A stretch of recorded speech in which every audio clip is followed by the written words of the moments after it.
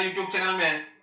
कल अपन ने पिछले वीडियो में गणित विषय कक्षा 10 का पूरा इंट्रोडक्शन देख लिया था, और नहीं देखा है तो आप उस वीडियो को जरूर देखें। पूरा अपन ने गणित विषय का जो सिलेबस है उसको विस्तृत रूप से अपन ने कल उसकी जानकारी प्राप्त की थी। आज अपन इकाई नंबर 8 शुरू करने वाले हैं, जो है सांख्यिकी एवं प्रायिकता, जिसका अंक भार दे रखा है आपके 10 नंबर। 2 प्रश्न वाली है और 10 नंबर का यह आपका इकाई दिया हुआ है। आज अपन शुरू करते हैं प्रश्न वाली 18 जो दी हुई है आपके प्रायिकता। प्रायिकता जिसे इंग्लिश में कहते हैं प्रोबेबिलिटी। ठीक है, ध्यान रखिएगा 4 नंबर की ये प्रश्न वाली है, और 4 नंबर की इस प्रश्न वाली में से कुल प्रश्न आते हैं 3 प्रश्न यहां से आते हैं। 2 प्रश्न आते हैं आपके 1-1 नंबर के, और 1 प्रश्न आपके आता है 2 नंबर का। ठीक है, यानी कुल प्रश्नों की संख्या इस प्रश्न वाली से आपके 3 होती है और कुल अंक भर आपके होता है 4। ठीक है, अब देखो अपन इस प्रश्न वाली को शुरू करने से पहले कुछ प्रमुख शब्दावलियां हैं इसकी, यह आपको अच्छे से याद होनी चाहिए। शब्दावली का इस्तेमाल कहां होता है, शब्दावली के आधार पर ही आप उस प्रश्न का हल कर पाएंगे। सबसे पहली बात, प्रायिकता अपन पढ़ने वाले हैं। प्रायिकता होता क्या है, प्रायिकता किसे कहते हैं, तो ध्यान से समझिएगा। सभी जो शब्दावली आपके सामने लिखी हुई है, इन शब्दावलियों पर अपन बिल्कुल चर्चा करने वाले हैं आज के इस वीडियो में। तो सबसे पहले अपन देखते हैं प्रायिकता होती क्या है। देखो, सबसे पहली बात करेंगे प्रायिकता की। आपने देखा होगा आपके दैनिक जीवन में अनेक घटनाएं घटित होती हैं। आसपास कोई भी घटना घटित हो गई, मान लो आप, तो घटना जो घटित हो रही है उसके क्या क्या संभावित परिणाम होते हैं, जो भी संभावना उसके परिणाम की बन रही है, उन संभावनाओं को पता करने का जो सिद्धांत होता है वही क्या होता है, प्रायिकता होता है। ठीक है, जैसे आप क्या करते हैं, कोई घटना घटित हुई, मान लीजिए उस घटना घटित का जो एक विशेष परिणाम जो है वो आपको पता नहीं होता है, लेकिन आप क्या करते हैं, कुछ जानकारी के अनुसार उन परिस्थितियों को देखकर क्या करते हैं, पूर्वानुमान से क्या करते हैं, कुछ अपने संभावित परिणाम निकालकर अपन प्रस्तुत करते हैं। वही क्या होता है, उस संभावित परिणामों को निकालने का जो सिद्धांत होता है वही क्या कहलाता है, प्रायिकता कहलाता है। ठीक है, अब बात करेंगे प्रायिकता के अंतर्गत जो प्रमुख शब्दावलियां दे रखी है। 10 शब्दावली मैंने यहां पर लिखी है आपके सामने। अब देखिए इनको एक बार। 10 शब्दावली है, इनको अपन विस्तृत जानकारी इनकी प्राप्त करने वाले हैं इस वीडियो में। सबसे पहली जो शब्दावली आती है, यादृच्छिक प्रयोग। पहली शब्दावली कौन सी है, यादृच्छिक प्रयोग। यादृच्छिक प्रयोग का मतलब होता क्या है, समझे ध्यान से। रैंडम एक्सपेरिमेंट इसको जो इंग्लिश में कहते हैं, इसमें क्या होता है, यादृच्छिक प्रयोग में क्या होता है कि आप कुछ भी घटना या कुछ भी प्रयोग आप कर रहे हैं, उस प्रयोग की आपको संभावित परिणाम आपको पता होंगे।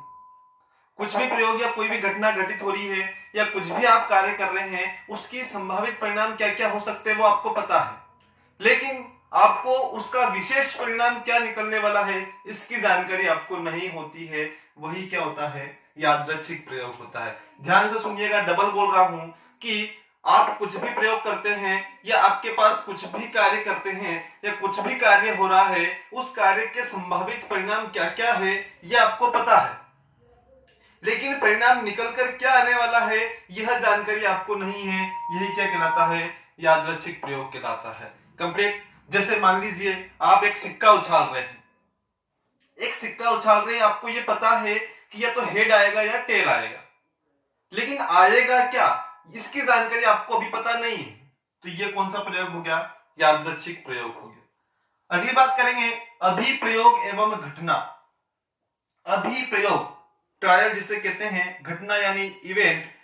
अभिप्रयोग का मतलब क्या है, अभिप्रयोग की बात करेंगे अपन। अभिप्रयोग का मतलब ये होता है कि आप कुछ भी प्रयोग कर रहे हैं, उस प्रयोग के संभावित परिणाम होंगे और उन संभावित परिणाम में से एक विशेष परिणाम भी निकलकर आने वाला है। यह जो पूरी प्रक्रिया है यह तो क्या हो गया, अभिप्रयोग। ठीक है, कोई भी आप प्रयोग करेंगे, तो उसके संभावित परिणाम भी होंगे और एक विशेष परिणाम भी निकल कर आने वाला है। तो ये तो पूरा प्रोसेस जो होगी अभी प्रयोग हो गया और जितने भी संभावित परिणाम बने थे वही क्या है, घटना है।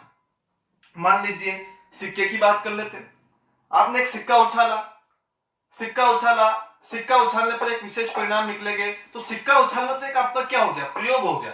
लेकिन उस सिक्के से क्या क्या संभावित परिणाम बन रहे हैं, जैसा सिक्का उछाल रहे थे तो हेड आएगा या टेल आएगा, यही क्या है, घटना है। एक पासा उछाल रहे हैं, उस पासे को उछालने पे जो 6 परिणाम आते हैं वह क्या है, एक विशेष निकल कर आएगा, वो तो पूरी घटना प्रयोग हो गया। लेकिन क्या क्या घटना है, क्या क्या संभावित परिणाम आ रहे हैं, वो सारी क्या हो गई, घटना हो गई। कंप्लीट है। अगली आती है सरल घटना। सरल यानी सिंपल, बिल्कुल सिंपल इवेंट।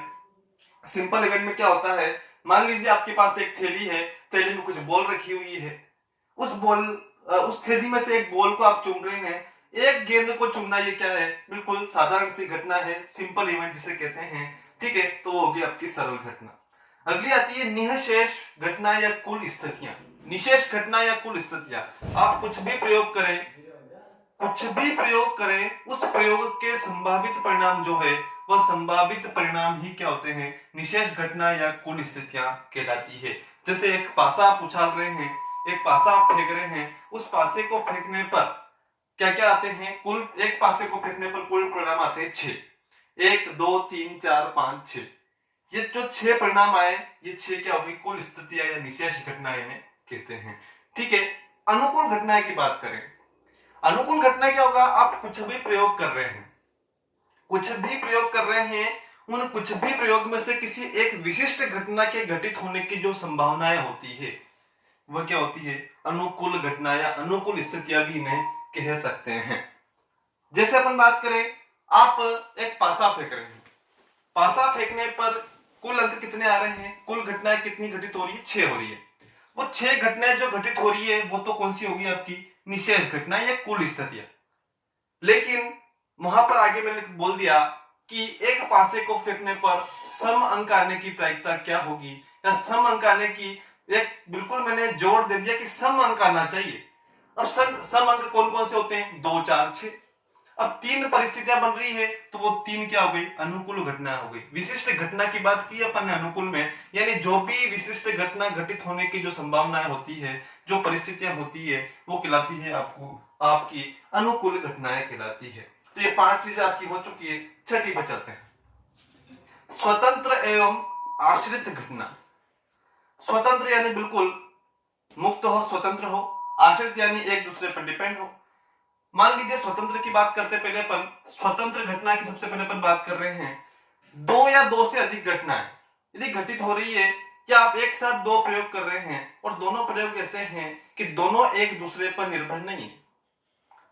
जैसे आप मान लीजिए आप एक तो सिक्का उछाल रहे हैं और एक पासा फेंक रहे हैं, तो उस सिक्के को उछालने और उस पासे को फेंकने में जो परिणाम आने वाले हैं उन दोनों का आपस में कोई संबंध नहीं है। आप सिक्का उछालेंगे तो हेड या टेल आएगा, पासा फेंक रहे तो 1 2 3 4 5 6 इसमें से कुछ भी आएगा, तो कहीं से कहीं तक एक दूसरे को प्रभावित नहीं कर रहे हैं। तो ये कौन सी घटना हो गई, स्वतंत्र घटना। लेकिन आश्रित की बात करेंगे, ध्यान से समझिएगा, आश्रित घटनाएं की अपन बात कर रहे हैं, इसमें क्या होता है, मान लीजिए आप एक ताश की गड्डी ले, उस ताश की गड्डी में से आपने कोई भी एक पत्ता बिना देखे चुन लिया, और वो ताश की गड्डी में से जो पत्ता चुना आपने, वो मान लीजिए आप हुकुम का इक्का निकला। ठीक है, हुकुम का इक्का निकल गया। अब यदि आपने उस हुकुम के जो इक्के निकला है, उस इक्के को उस ताश की गड्डी में वापस ना मिलाया और फिर वापस एक कोई पत्ता चुना, तो यह फिक्स है कि उस पूरी ताश की गड्डी में से हुकुम का पत्ता अब नहीं निकलने वाला है। आपने उस गड्डी में उस ताश का जो पत्ता निकाला था उसको मिलाया नहीं है, बिना मिलाए, लेकिन मिला दिया तो हो सकता है वापस वही हुकुम का पत्ता या हुकुम का इक्का निकल कर आ जाए। यानी क्या है, 2 या 2 से अधिक घटनाएं किसी एक घटना के घटित होने या न होने पर निर्भर कर रही है, तो वो कौन सी हो गई है, आश्रित घटनाएं। ठीक है, कंप्लीट दोनों में अंतर आपको समझ में आ जाना चाहिए, स्वतंत्र व आश्रित घटनाएं। ठीक है, अगली बात करते हैं परस्पर अपवर्जी घटना। परस्पर अपवर्जी का मतलब क्या है, परस्पर अपवर्जी का मतलब यह होता है कि किसी एक घटना का घटित होना यह सिद्ध करता है कि दूसरी घटना घटित नहीं हो रही। ठीक है, जैसे अपन सिक्के की बात करते हैं, सिक्का आप उछाल रहे हैं, उस सिक्के में चीत का आना यह बता रहा है कि पट नहीं आया है। ठीक है, चीत और पट का आना ये दूसरे क्या, एक दूसरे के क्या है, अपवर्जी घटना है। ठीक है, यानी एक घटना का घटित होना दूसरे के घटना के घटित नहीं होने का आपको बोध करा रहा है, यह होता है परस्पर अपवर्जी घटना है। ठीक है, अगली बात करेंगे समप्रायिक घटना। समप्रायिक यानी समान प्रायिकता होनी चाहिए। आप कुछ भी प्रयोग कर रहे हैं, उसमें जितनी भी घटनाएं घटित हो रही है, उन सभी के घटने की जो प्रायिकता है, सभी की घटने की जो प्रायिकता आ रही है वो समान हो, तो वो होगी आपकी समप्रायिक घटना। जैसे अपन बात करते हैं, एक सिक्का या एक पासा, आप कुछ भी ले लीजिए, ताश की गड्डी ले लीजिए, ताश की गड्डी में बात करेंगे अपन, टोटल पत्ते कितने होते हैं, कुल कार्ड होते हैं उसमें 52। ठीक है, अब 52 कार्ड में 26 तो होते हैं लाल रंग के और 26 होते हैं काले रंग के। ठीक है, अब मान लीजिए लाल रंग का पत्ता आने की प्रायिकता पूछेगा तो भी 1/52 होगा, 26/52 होगा, सॉरी कितना होगा, 26/52, क्योंकि 26 क्या है, अपने लाल कलर के पत्ते हैं और 26 कौन से हैं, काले कलर के। तो आप देखिए लाल रंग के पत्ते आने की प्रायिकता पूछे तो भी 26/52, 1/2, या काले रंग के पत्ते की आने की प्रायिकता पूछे तो भी 26/52, 1/2, यानी दोनों की जो प्रायिकता कैसी है, समान है, तो वही क्या हो जाएगी, समप्रायिक घटना। ठीक है, अगली बात करते हैं मिश्र घटना। मिश्र घटनाएं क्या है, दो या दो से अधिक घटनाएं एक साथ घटित हो जाए तो वो कौन सी हो जाएगी, मिश्र घटनाएं हो जाएगी। जैसे बात करते हैं, आपके पास दो थैले हैं और दोनों थैलों में गेंदे हैं। ठीक है, और दोनों थैले में जो गेंदे हैं वो भी अलग अलग रंगों की है। तो सबसे पहले तो आप दोनों थैले में से एक थैले का चयन कर रहे हैं, फिर आपने जो थैले का चयन किया है उस थैले के चयन में से भी एक बॉल निकाल रहे हैं, तो ये पूरी जो घटना है ये क्या हो गई, आपकी मिश्र घटना। ठीक है, यानी दो या दो से अधिक घटनाओं का एक साथ घटित होना मिश्र घटना है। अगला आता है जो प्रतिदर्श बिंदु तथा प्रतिदर्श समष्टि। इसको ध्यान से समझिएगा, जितनी भी संभावित परिणाम बनते हैं वो तो क्या होते हैं, प्रतिदर्श बिंदु होते हैं, लेकिन उन प्रतिदर्श बिंदु का एक समुच्चय अपन ने बना दिया तो वो क्या कहलाता है, प्रतिदर्श समष्टि कहलाता है। एग्जाम्पल के आप जरिए समझ भी सकते हैं, एक सिक्का उछाल रहे हैं तो एक सिक्का उछालने पर कुल जो परिणाम आते हैं वो कौन से, या तो हेड आएगा या टेल आएगा। तो ये तो हो गए आपके क्या हो गए, प्रतिदर्श बिंदु, यानी एक घटना के घटित होने पर जितने भी संभावित परिणाम होते हैं वो तो क्या कहलाते हैं, प्रतिदर्श बिंदु कहलाते हैं। लेकिन इनका जो मैं समुच्चय बना दूं तो ये क्या हो जाएगा आपका प्रतिदर्श समष्टि, जिसे आप एस से भी व्यक्त कर सकते हैं। ठीक है, तो ध्यान रखिएगा जो भी संभावित परिणाम होंगे वो तो होंगे प्रतिदर्श बिंदु और उनका जो समुच्चय होगा वो क्या होगा, प्रतिदर्श समष्टि। ठीक है, तो ये 10 शब्दावली जो थी प्रमुख ये आज अपन ने डिस्कस की है। थोड़ा सा आगे चलते हैं, आप इसको कॉपी कर लीजिएगा, 10 बिंदु हैं, बुक्स में सभी डिटेल में दिए हुए हैं, आप इन्हें नोट कर लें और इनका जो पूरा विवरण मैंने बताया है आप या तो इनको लिख लें या फिर बुक्स में देख के इनको समझ लें एक बार। ठीक है, इसको मैं अब करता हूं, प्रमुख शब्दावलियों के बाद बात करते हैं अपन, इसका जो गणितीय संकल्पना है प्रायिकता की वो क्या होती है उनको अपन देखते हैं, इसका सूत्र क्या होता है और क्या क्या इसमें प्रयोग में लिया जाता है, समझें। देखो, प्रायिकता की बात करेंगे, किसी भी घटना के घटित होने की प्रायिकता यदि आपसे पूछे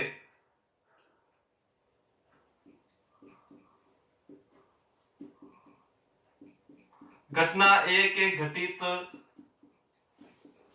होने की